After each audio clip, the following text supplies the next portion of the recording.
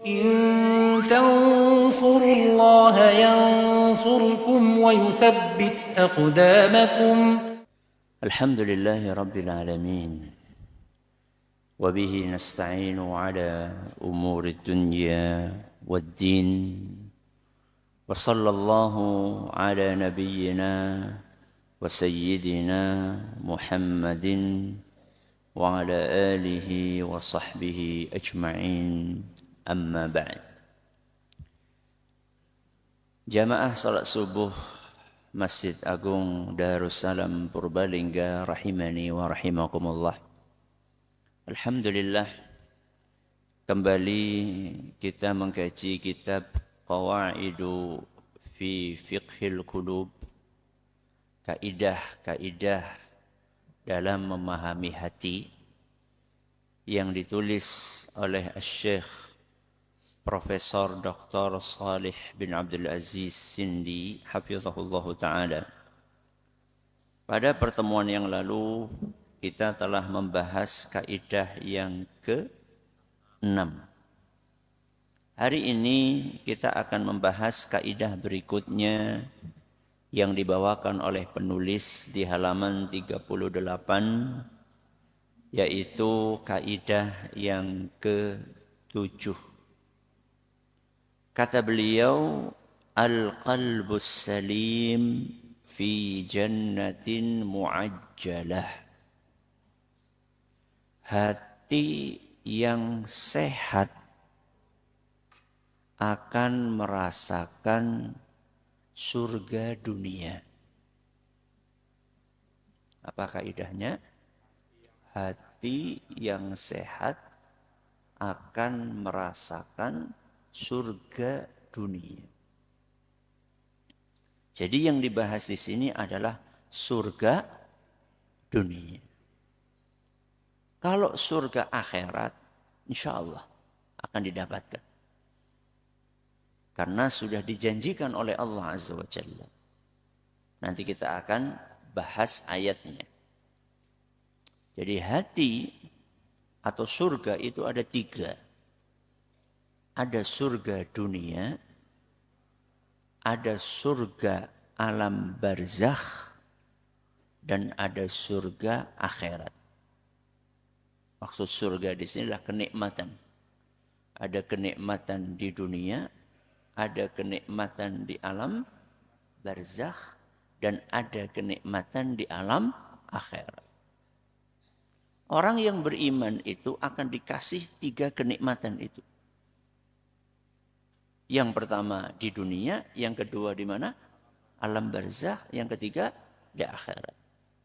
Di akhirat yang dimaksud dengan kenikmatan itu ya surga yang di dalamnya segala jenis kenikmatan yang sifatnya abadi. Ya, surga Firdaus. Kalau di alam barzakh maksudnya adalah orang yang beriman akan mendapatkan kenikmatan. Berupa dibukakan pintu kemana? Ke surga. Berupa dilapangkannya kuburan. Ya. Ditemani dengan sosok yang sangat rupawan. Baunya harum. Yaitu amal soleh dia. Itu surganya alam barzakh. Nah, yang akan kita bahas hari ini adalah surga dunia. Apa yang dimaksud dengan surga dunia? Surga dunia yang dimaksud dalam konteks kaidah ini adalah ketenangan. Apa? Ketenangan. Kedamaian. Ketentraman hati. Apa? Ketenangan, kedamaian, ketenteraman hati. Yang dimaksud dengan surga dunia adalah itu. Sehingga Syekhul Islam Ibn Taimiyah rahimahullah, sebagaimana dinukil oleh muridnya Ibnul Qayyim rahimahullah, pernah menyampaikan, inna fid dunya jannah. Sesungguhnya di dunia itu ada surga. Man lam yadkhulha lam yadkhul jannatal akhirah. Siapa yang tidak memasuki surga dunia itu, maka dia tidak akan memasuki surga akhirat. Di dunia ada apa? Surga. Siapa yang ketika di dunianya belum masuk surga itu, maka di akhirat tidak akan masuk surga Firdaus. Apa maksudnya surga yang ada di dunia itu? Napa wau? Ketenangan, kedamaian, ketentraman. Pertanyaannya, siapakah yang akan memasuki surga dunia tersebut? Siapakah yang akan menikmati kedamaian, ketentraman, ketenangan batin tersebut? Jawabannya adalah orang yang hatinya sehat. Itu yang biasa diistilahkan dengan qalbun salim. Kenapa saya terjemahkan hati yang sehat? Karena salim secara bahasa itu adalah kebalikan dari marid, sakim, alil. Marid, sakim, alil itu artinya sakit. Berarti kebalikannya sakit apa? Sehat. Jadi orang akan merasakan ketenangan kalau hatinya apa? Sehat. Berarti kapan orang gelisah? Kalau hatinya sakit. Seperti tubuh. Ketika tubuh sakit, sirah nopo? Mumet, puyeng. Untuk cekot-cekot. Itu tubuh kita nyaman atau tidak? Tidak. Tubuh kita nggak terasa nyaman. Kenapa? Karena ada anggota tubuh yang sakit. Begitu pula hati. Hati ketika sakit, maka kita tidak akan merasakan kedamaian. Kita tidak akan merasakan ketentraman. Kita tidak akan merasakan ketenangan. Allah Azza wa Jalla tadi sudah saya janjikan. Berfirman tentang keutamaan hati yang sehat ini. Di dalam Al-Quran surat As-Saffat. Surat apa? As-Saffat ayat 84. Di dalam surat As-Saffat ayat 84. Allah subhanahu wa ta'ala menceritakan salah satu dari kelebihan Nabi Ibrahim alaihissalam.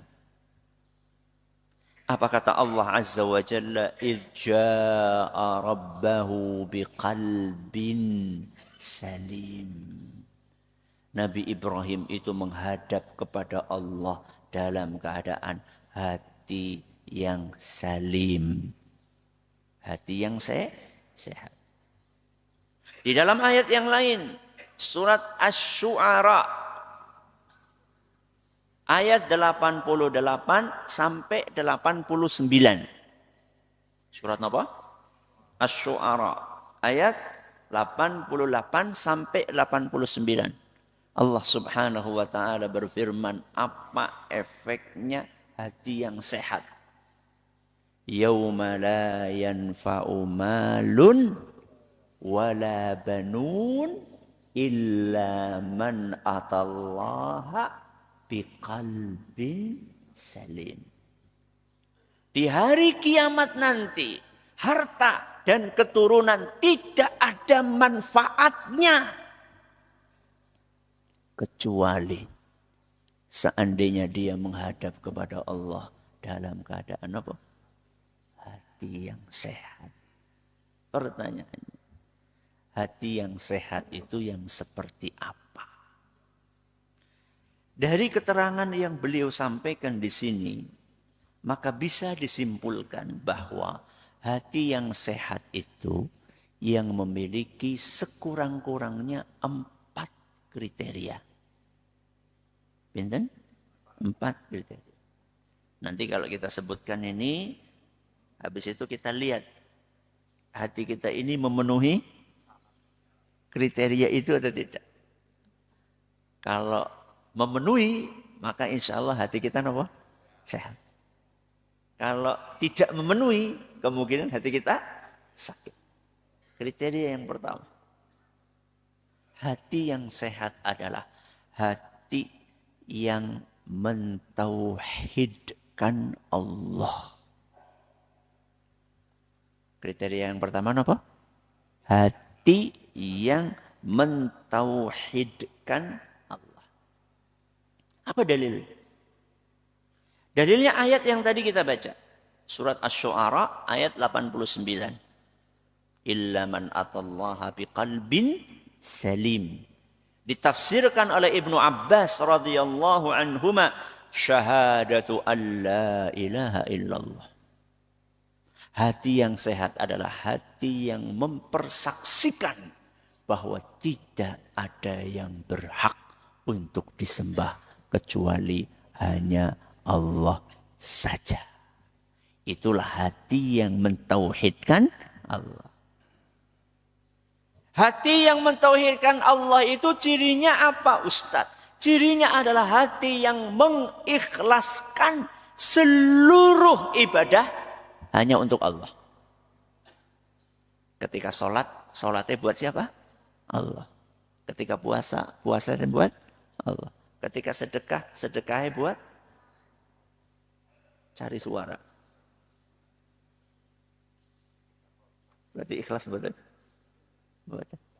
Ketika kurban, kurbannya untuk mencari subscriber. Ikhlas betul? Betul.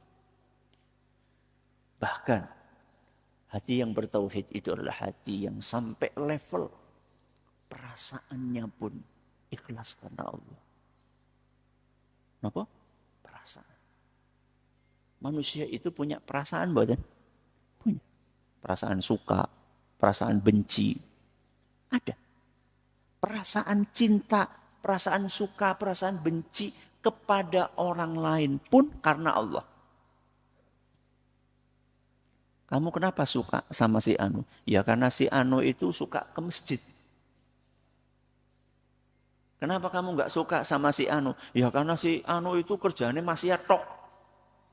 Itu berarti sampai perasaannya pun juga ikhlas karena Allah. Itulah hati yang bertauhid. Hati yang mentauhidkan Allah adalah hati yang selalu bertawakal kepada Allah.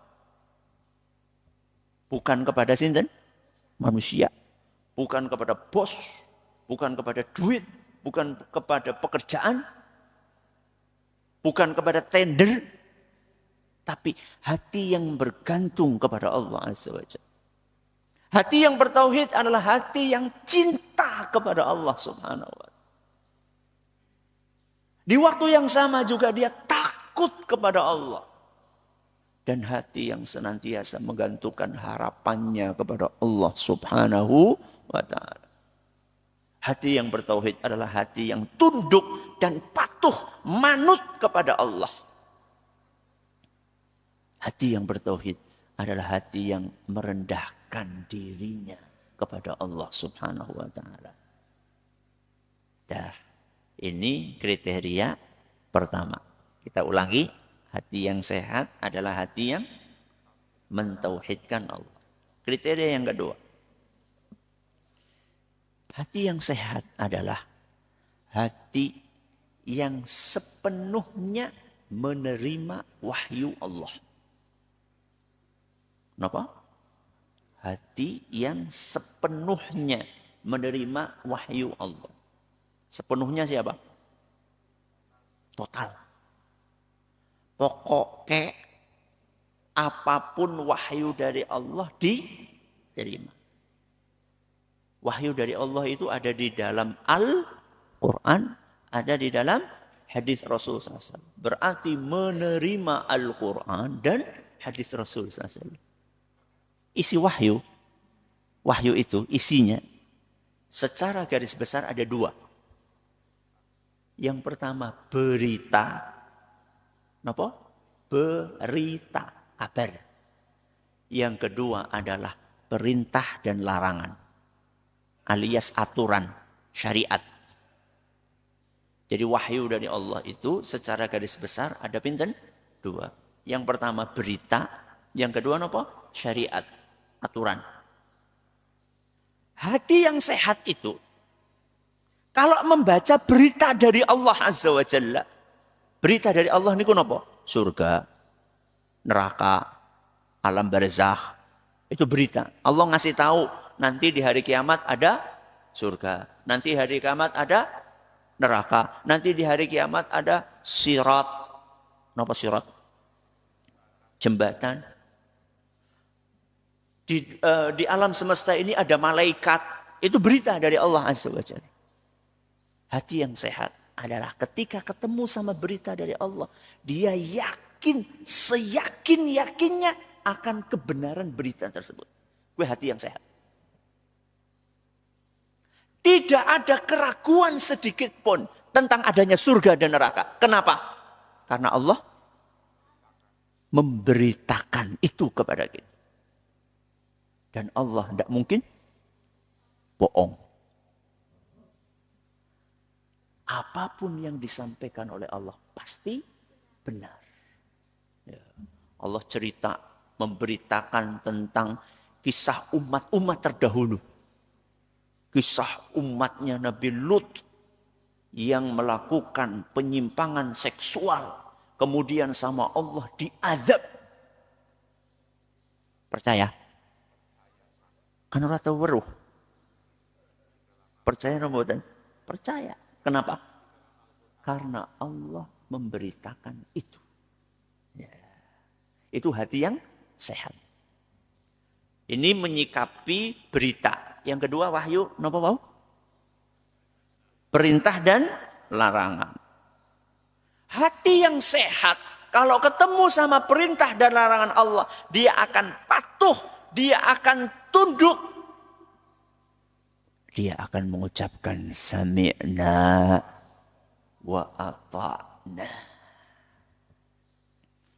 Hati yang sehat itu bukan hati yang mencari celah untuk menolak syariat Allah. Singkakean alasan. Ngalas be ambak apa maning alasan. Wah, ini enggak cocok dengan zaman ini. Syariat ini cocoknya 14 abad yang lalu. Ini cocoknya ngomong Arab. Nek ngomong Indonesia ini kudune Islam Nusantara. Ini hati yang sakit. Hati yang sehat adalah hati yang menerima secara total perintah dan larangan Allah Azza wa Jalla. Karena dia yakin, seyakin-yakinnya bahwa aturan Allah yang terbaik. Aturan Allah adalah aturan yang dibangun di atas kasih sayang Allah kepada hambanya. Aturan Allah adalah aturan yang dibangun di atas maslahat untuk umat manusia.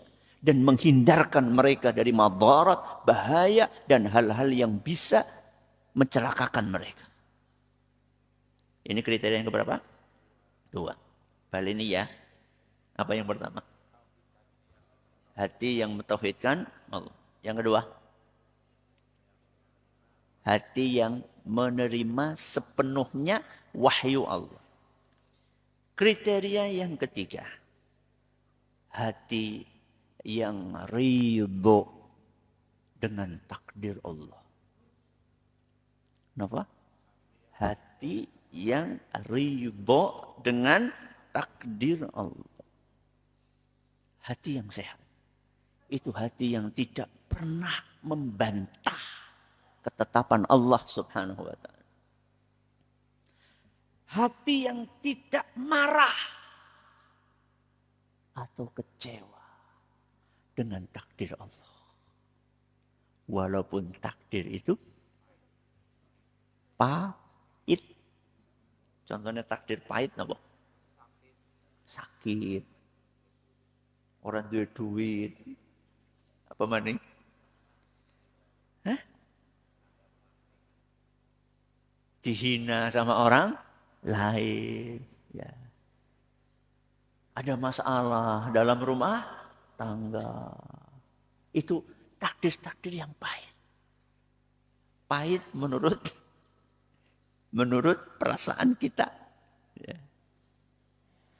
Hati yang sehat adalah hati yang siap untuk menerima takdir Allah. Sepahit apapun takdir tersebut. Kenapa kok bisa seperti itu? Karena dia yakin, seyakin-yakinnya bahwa takdir Allah adalah yang terbaik. Terbaik kepriye wong meriang? Carane wong kan iku terbaik kepriye? Wong ora duwe duit. Di balik itu pasti ada hikmahnya. Hikmahnya apa? Meriang jadi donga. Berdoa itu bagus atau tidak? Bagus. Gak punya duit jadi usaha, ikhtiar, tawakal sama Allah. Itu kan ibadah. Banyak orang itu nembe kemutan Allah pas kapan? Meriang. Nek lagi beger, lagi sehat, pripun? Kelalen. Oke, wong pancen kudu meriang. Ben apa? Ben emut. Ya. Begitu ingat sama Allah. Bagus atau tidak? Bagus. Hikmah itu. Dan masih banyak hikmah yang lainnya. Yang mungkin kita itu nggak tahu apa hikmahnya saat ini. Bisa jadi kita baru tahu hikmahnya kapan? Tahun depan. Ya. Dan itu sering terjadi. Oh iya ya, jebule. Oh iya ternyata ya, baru tahu saya. Kemarin itu saya terkena ini, terkena itu. Ternyata hikmahnya ini barangkali. Maka hati yang sehat adalah hati yang ridho dengan takdir Allah. Yang terakhir, yang keempat. Hati yang sehat adalah hati yang bersih dari dengki. Dari apa? Dengki. Dan keinginan berbuat jahat. Kenapa? Hati yang bersih. Dari apa? Dengki. Dan keinginan berbuat jahat. Kalau kita perhatikan poin yang keempat ini. Itu hubungannya hablum minanas. Yang pertama, yang kedua, yang ketiga hubungannya hablum minallah.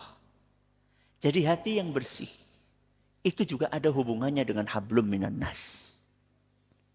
Hati yang bersih adalah hati yang tidak dikotori dengan perasaan dengki, hasad, iri. Aku ora kok Ustaz, ora kaya gue, temenan. Coba, ketika saudara kita dapat nikmat. Ketika saudara kita dapat nikmat. Contoh, warungnya laris. Warungnya apa? Laris. Apa perasaan jenengan? Jujur baik. Apa perasaan? Seneng? Apa seneb? Itu berarti dengki.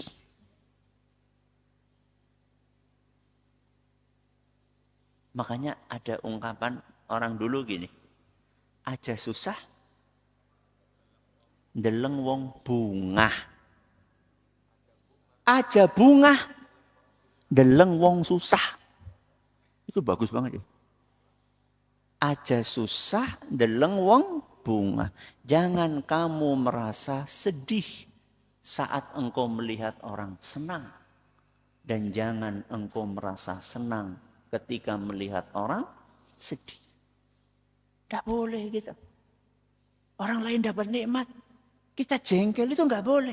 Kenapa? Itu tandanya hati kita kotor. Itu tandanya hati kita sakit. Hati yang sehat itu adalah hati saat orang lain mendapatkan nikmat dari Allah, dia senang. Ya. Makanya doa orang yang beriman apa? Dinukil di dalam surat Al-Hasyr ayat 10. Surat apa?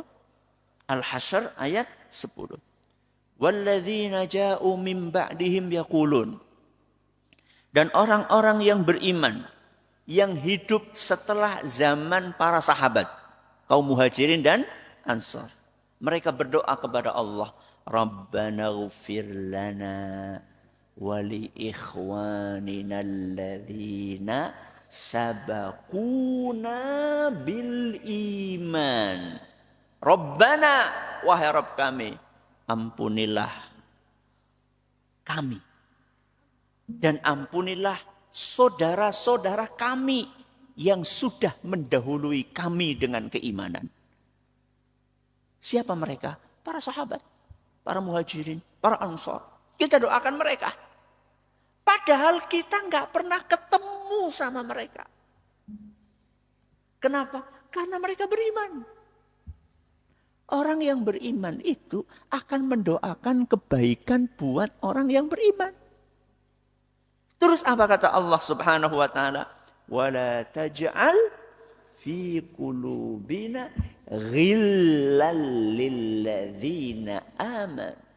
Ya Allah, jangan engkau masukkan di dalam hati kami ghillan, dengki, iri, hasad kepada siapa? Kepada orang-orang yang beriman. Rabbana innaka ra'ufur rahim. Sesungguhnya engkau wahai Rabbi maha penyantun lagi maha penyayang.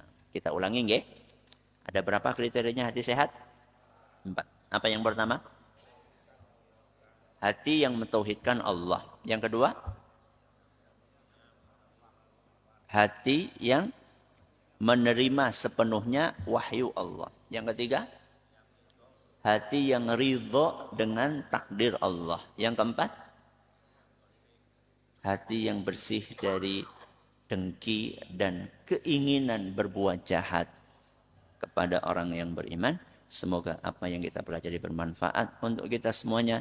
Kita akhiri subhanakallahumma bihamdika asyhadu an la ilaha illa anta astaghfiruka wa atubu ilaik. Assalamualaikum warahmatullahi wabarakatuh.